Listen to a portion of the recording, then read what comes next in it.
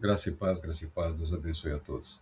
Após uma breve leitura e comentário sobre o profeta Miqueias, o capítulo 6, os 8 primeiros versículos, e também o Salmo de número 15, os textos para amanhã de domingo agora nos levam para a primeira carta do apóstolo Paulo à igreja de Corinto. No seu primeiro capítulo, o texto sugerido aqui é os versículos compreendidos entre o 18 e o 31, que fala sobre a mensagem da cruz. Nós falamos sobre oração, sobre petição, sobre clamor, sobre apresentarmos para Deus as nossas limitações, as nossas dificuldades e os nossos quereres, os nossos motivos para estarmos, para permanecermos e para insistirmos nesta vida voltada para Ele. O apóstolo Paulo, um homem incansável na proclamação do Evangelho de Jesus Cristo e com uma das mais belas dinâmicas, com uma retórica muitíssimo acima da média e do que era comum, ele fala de Jesus Cristo o tempo todo.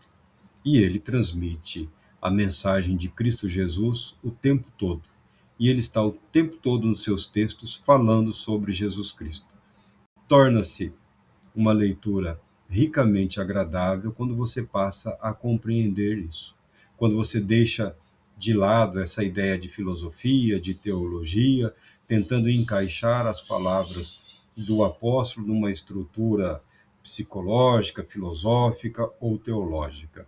Jesus Cristo, a mensagem da cruz. Jesus Cristo, a sabedoria de Deus. Jesus Cristo, a loucura de Deus. Eu sei que a frase a loucura de Deus chama a atenção, mas ele está usando o próprio texto escriturístico, dizendo que Deus, se fosse possível, coisa que não é, ele não defende, é um recurso meramente retórico, se Deus enlouquecesse, ainda na sua loucura, ele seria infinitamente mais sábio do que todos os sábios da humanidade. E essa sabedoria, essa justiça, ele usa para apresentar Jesus Cristo como sendo a justiça de Deus. Tem mais. Vamos ler aqui os versos 30 e 31 e depois vamos começar aqui pelos outros. Portanto, vós sois dele, portanto, vocês são dele em Cristo Jesus, o qual se tornou para nós sabedoria da parte de Deus, justiça, santificação e redenção, a fim de que, como está escrito, aquele que se gloria, glorie-se no Senhor. Se existe na vida do religioso algo que ele pode gloriar, é gloriar-se em Deus, na sabedoria de Deus. Mas vamos fazer uso aqui da retórica do apóstolo Paulo. Pois a mensagem da cruz é loucura para os que estão sendo destruídos, porém para nós que estamos sendo salvos é o poder de Deus. Porquanto está escrito: destruirei a sabedoria dos sábios e rejeitarei a inteligência dos homens cultos. Onde está o sábio? Onde está o homem culto? Onde está o questionador desta era?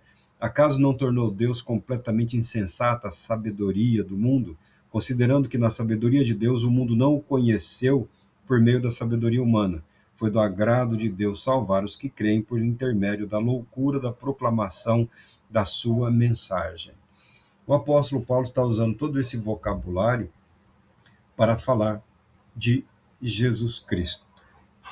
Eu não gosto, não é da minha índole, eu não sou muito fã de usar esta linguagem.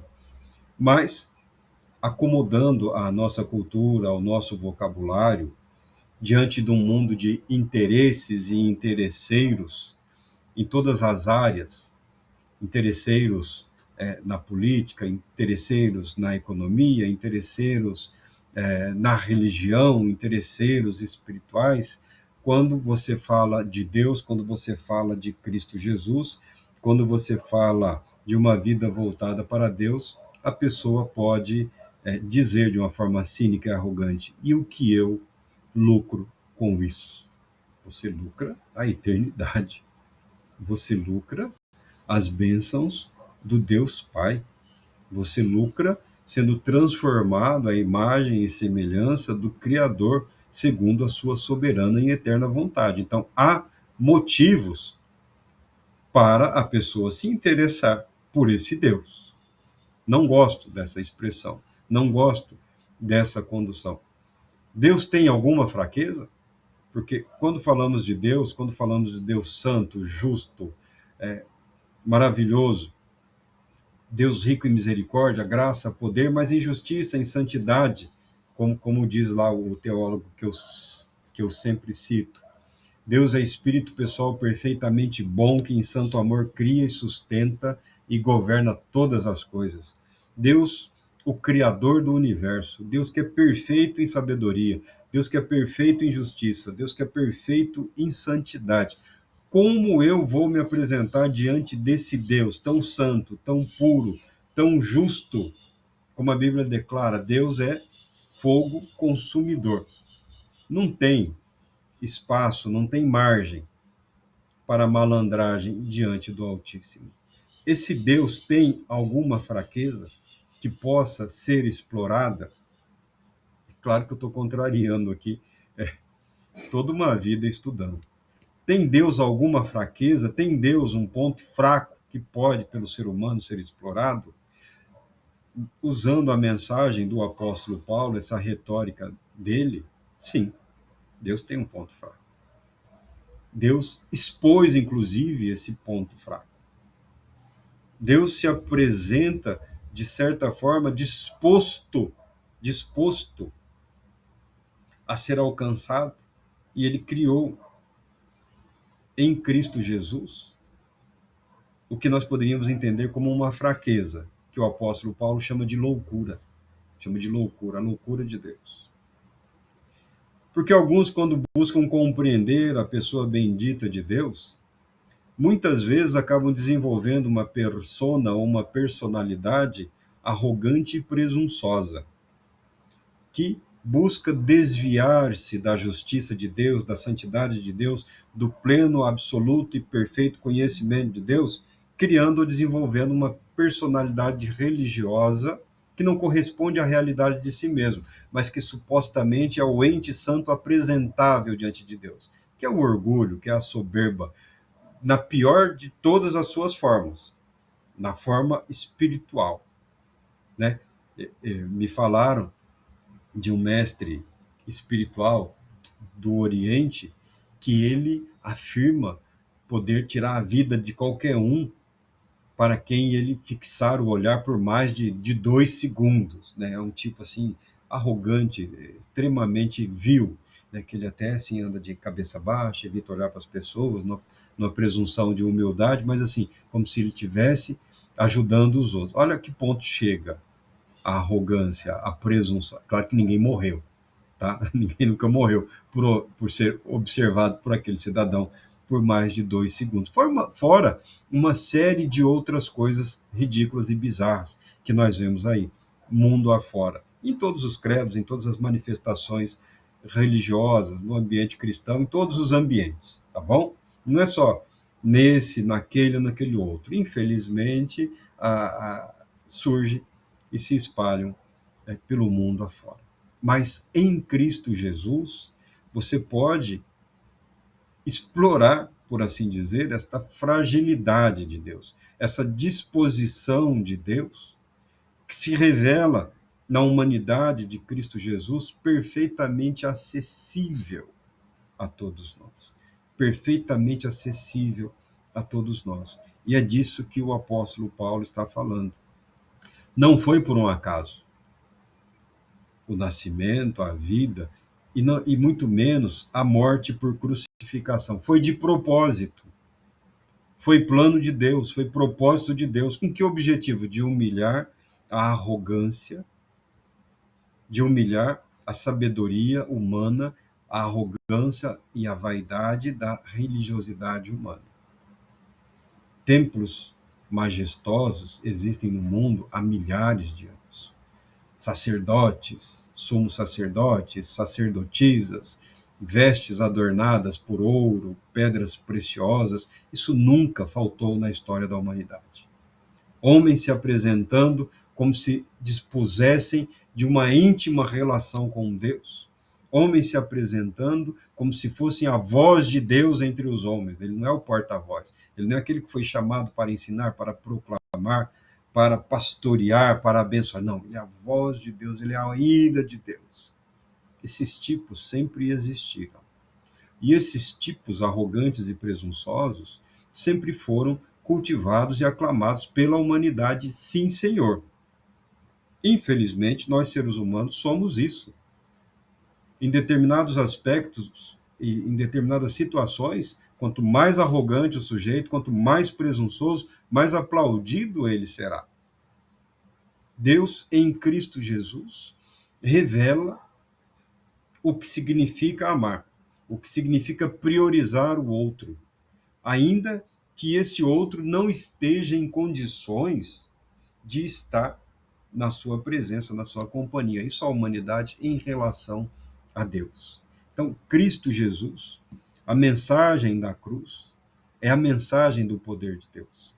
É a mensagem de um Deus que assume a fragilidade humana, de um Deus que se expõe a enfrentar a vida humana.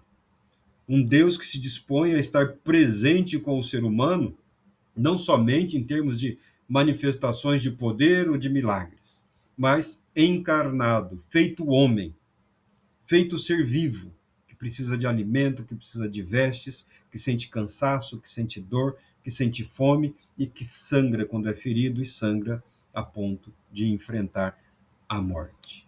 Deus disposto a viver na pessoa bendita de Cristo Jesus toda a fragilidade na qual a humanidade foi mergulhada, para, através desse assumir sobre si a culpa que a ele não pertencia, mas pertencia à humanidade, fazer-se sabedoria de Deus, fazer-se justiça de Deus, fazer-se redenção de Deus. Cristo Jesus, o nosso Senhor. Então, esse vocabulário rebuscado aqui do apóstolo Paulo é um convite à igreja de Corinto ao arrependimento. Ele está só pregando o evangelho. E o evangelho de Cristo Jesus crucificado para redenção, salvação. O que queremos nós de Deus? Ah, Senhor, eu preciso de sabedoria. Ah, meu Deus, eu preciso de santificação. Ah, Senhor, eu preciso de justificação. Eu preciso de perdão. Jesus Cristo é para nós, os que acreditamos, a sabedoria de Deus, a justiça de Deus, a santificação de Deus, a redenção de Deus. Tudo que você pode precisar está incluído aqui. Ah, eu quero ser curado. A cura de Deus está em Jesus Cristo. Ah, eu quero ver a minha família transformada, eu quero ver a libertação daquela pessoa, eu preciso, na área da minha vida, de uma purificação, de uma renovação. Jesus Cristo é a resposta. Jesus Cristo é a resposta de Deus para todos os nossos anseios, necessidades e aflições. Jesus Cristo é a cura para a arrogância, para a vaidade, para a presunção e também para a hipocrisia religiosa, uma das mais terríveis infecções espirituais que pode afetar o ser humano. A hipocrisia religiosa, a arrogância religiosa, a falsa espiritualidade, a espiritualidade do eu, e não a espiritualidade da submissão, da devoção e da gratidão ao Deus Todo-Poderoso por tudo que Ele, por nós, realiza através de Cristo Jesus. Quando se fala de cura, eu mantenho o texto como ele é. Todos nós, toda a humanidade foi curada por Cristo Jesus. Alguns diriam que só os eleitos foram curados, ou que só os predestinados, os eleitos, foram salvos. Balela. Mentira. Retórica do fim da Idade Média, tá? Querendo justificar o grupinho ali. Não. O que Jesus ele o fez em prol de toda a humanidade. Isso não significa que ele está obrigado a colocar no reino de Deus quem não quer estar no reino de Deus. Não é o que o texto diz. O texto jamais dirá. É que você foi educado nessas boçalidades retóricas. E esse tipo de armadilha retórica, ele acaba criando aí uma facilidade pseudo-intelectual e muitas pessoas se acomodam e passam a viver nesse labirinto retórico. Ou Cristo Jesus é tudo o que ele diz ser, tudo que a palavra de Deus revelada a nós diz que ele é, ou não. Toda a humanidade já foi curada. Ah, mas eu estou doente aqui. Eu estou fazendo tratamento disso, estou fazendo tratamento daquilo. O fulano tem bronquite, o outro tá com pneumonia, o ciclano ali não consegue andar, o outro está ficando cego, o outro surdo. Toda a humanidade foi curada por Deus em Cristo Jesus. E há um dia em que isso se revelará, o dia da ressurreição, em que todos serão ressuscitados. Todos receberemos um corpo ressuscitado. Quem estiver vivo, um corpo glorificado. Então, o que Cristo Jesus realizou pela humanidade será manifesto por toda a eternidade. Na ressurreição, o julgamento, aqueles que são dele para o reino. Quem não desejo boa sorte no juízo. Eu recomendo o que o apóstolo Paulo recomenda à igreja de Corinto. Jesus Cristo. Ah, mas nós temos dons. Jesus Cristo. Ah, mas o milagre. Jesus Cristo. Jesus Cristo. Os dons são para o serviço. Dons têm muita relevância no que diz respeito ao bom serviço cristão. Ponto. E acabou aí. Não tem relação com santificação, não tem relação com justificação, não tem relação com redenção. Dons espirituais são algo inerentes à condição humana. Quando despertados ou submetidos ao Espírito Santo, eles têm uma dimensão espiritual para a edificação do corpo de Cristo da igreja, tá? Não significa aí que tudo que se vê, tudo que acontece, esteja debaixo da unção, debaixo da supervisão e da condução do Espírito Santo. Tem coisa aí que é do espírito humano mesmo. Mas voltamos ao que o apóstolo Paulo fala e conduz. Esse estado de consciência, de gratidão a Deus pela cura. Eu prefiro que você fique com raiva de mim a ficar com raiva de Jesus. Tá? Mas, pelo sofrimento de Cristo Jesus, nós somos curados. Pela morte de Cristo Jesus, nós fomos redimidos. Pela ressurreição e ascensão e glorificação de Cristo Jesus, nós temos a certeza da vida eterna. O que você está pedindo para Deus já foi conquistado em seu favor por Cristo Jesus. Já é seu por direito. Como isso se revela no seu viver, como isso se revela na minha vida, isso é algo que está debaixo do escrutínio do Todo-Poderoso Deus. O que a Bíblia estimula, orienta, é que nós devemos ser incansáveis em súplica, que nós devemos ser incansáveis em fé e esperança. Sabemos que no dia eterno tudo se revelará, mas, Senhor, antecipa. Eu preciso um pouco do que será eterno para suportar o hoje, para suportar o agora, para chegar até o dia de Cristo Jesus. Revela, Senhor, em mim a tua graça, o teu poder, o teu amor. Revela, Senhor, na minha vida a tua cura, a tua redenção, a tua libertação. Quando o que ainda é fé e esperança se transforma em comunhão.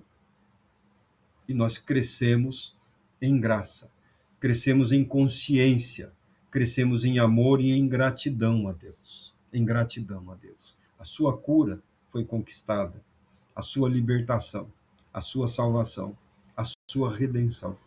Não importando para quem você está orando ou intercedendo, não é a sua força, não é o seu querer, não é o seu coração, não são as suas intenções. Já foi conquistado diante de Deus por Cristo Jesus. Então, eu não preciso fazer nada, muito pelo contrário, continua. Não desista. Ah, mas eu estou cansado. Continue cansado. Continue mesmo cansado. Ah, eu não tenho mais o mesmo ânimo. Continue sem o mesmo ânimo. Viva hoje com o ânimo e a disposição que você tem para viver hoje. Ah, mas você envelheceu. Você envelheceu. E ao mesmo tempo você amadureceu. Agora você não pode permitir que isso se transforme em casca, em ferida, que isso se transforme num obstáculo à sua vida de comunhão com Deus. Continue acreditando, continue confiando. E Deus, em Cristo Jesus, porque Jesus é o ponto fraco de Deus. É o ponto fraco de Deus. Insista em nome de Cristo Jesus. Insista pelos méritos de Cristo Jesus. Insista sabendo da maravilhosa graça de Deus oferecida gratuitamente a todos através de Cristo Jesus. Vamos seguir aqui por mais um pouquinho o texto. Porque tanto os judeus pedem sinais, como os gregos procuram sabedoria. Nós, entretanto, proclamamos a Cristo crucificado, que é motivo de escândalo para os judeus e loucura para os gentios.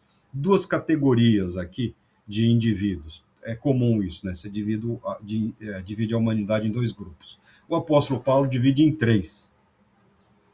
Ele que vem de uma cultura judaica, o judeu, Deus tenha misericórdia, só Deus para salvar o judeu e o não judeu.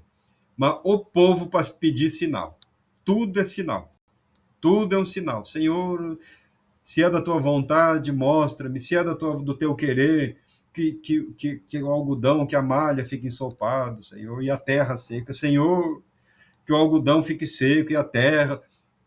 O povo para provocar Deus pedindo confirmação. E Deus, na sua infinita sabedoria e graça, sempre confirmou a sua palavra, confirmou os seus mensageiros, confirmou os seus profetas, tá? Deus nunca abandonou os seus profetas, Deus sempre confirmou a sua palavra. Os gregos que através da filosofia estavam tentando se libertar daquele universo de deuses, aquela confusão de sobrenaturalismo, né? Sobrenatural demais, tudo era sobrenatural. Eles foram resgatando o conhecimento através da filosofia, através da sabedoria, separando a verdade do contexto místico, do misticismo, das fábulas, dos contos, porque algumas verdades sempre foram transmitidas e preservadas através de contos, através de fábulas, através de mitos, através de lendas, através de mistificações. Os gregos se cansaram e, através da filosofia, criaram uma extração do que é fundamental, do que é vivível, do que pode ser experimentado. Vem a filosofia dos gregos. Não é a única filosofia do mundo, mas naquele ambiente romano, a grande influência era a filosofia e o modo de vida dos gregos. Os gregos buscavam sabedoria, expressa através das suas escolas de filosofia, cada qual interpretando Deus, interpretando o universo e interpretando o ser humano, tá? Escolas de interpretação, explicando como a vida funciona, como o ser humano funciona, porque faz o que faz, porque deixa de fazer o que deixa de fazer, explicando o dia e a noite e por aí afora. É um conhecimento sistematizado. É simples, não tem nada de... É que as pessoas gostam de se entregar a um modo de interpretação que aparentemente explica tudo, justifica tudo e acabam se tornando acomodados espiritualmente. Os judeus pedindo sinais. Paulo, um sinal. Não, eu quero um sinal. O sinal é a cruz. O sinal é Cristo Jesus na cruz. Os gregos, sabedoria. Nos dê uma palavra aí que nos convença de que você é mensageiro de Deus. A palavra é a palavra da cruz. É a morte por crucificação, seguida pela ressurreição, ascensão e glória. Esses dois grupos estão representados também na Igreja de Cristo, no corpo cristão, formado na época por judeus e formado também por gentios, a cultura grega dominante naquela época, a cultura judaica e a cultura grega. E está formando a igreja. E a igreja começa a apresentar esses dois grupos, os que exigem sinais, os que exigem sabedoria. Não, operação de milagres, o outro vendo palavra de sabedoria e de conhecimento. Tá? Tem isso também, está escrito aqui. E não mudou muito. E não mudou muito. Por isso que os artistas ganham muito espaço. O sujeito nem profetiza, mas ele pegou o jeitão, ele viu, ele cresceu, tem impacto, faz isso, o dedinho, né? Tem um que tem um dedinho. Se o pai dele tivesse vivo, acho que ele tinha levado um pé do ouvido tão grande que teria se convertido a Cristo Jesus, mas nós não podemos permitir isso, nada de violência. Mas é tanta hipocrisia, o sujeito é uma caricatura bizarra dele mesmo. Mas tem quem prefere a caricatura. Quem prefira o entretenimento, tem aqueles que preferem a diversão. Mas o apóstolo Paulo está falando para aqueles que querem viver, que querem se voltar para Deus. Senhor, eu preciso de sabedoria, eu preciso de conhecimento, eu preciso de perdão, eu preciso de salvação. Na dinâmica da igreja, onde eu encontro isso? Em Jesus Cristo. Em Jesus Cristo. Jesus Cristo é o dom de Deus. Jesus Cristo é o ponto fraco de Deus. Jesus Cristo toca fundo a alma, o coração, o espírito de Deus. Olha que eu estou usando uma linguagem que não é adequada, não é a correta, pelo menos eu evito usar.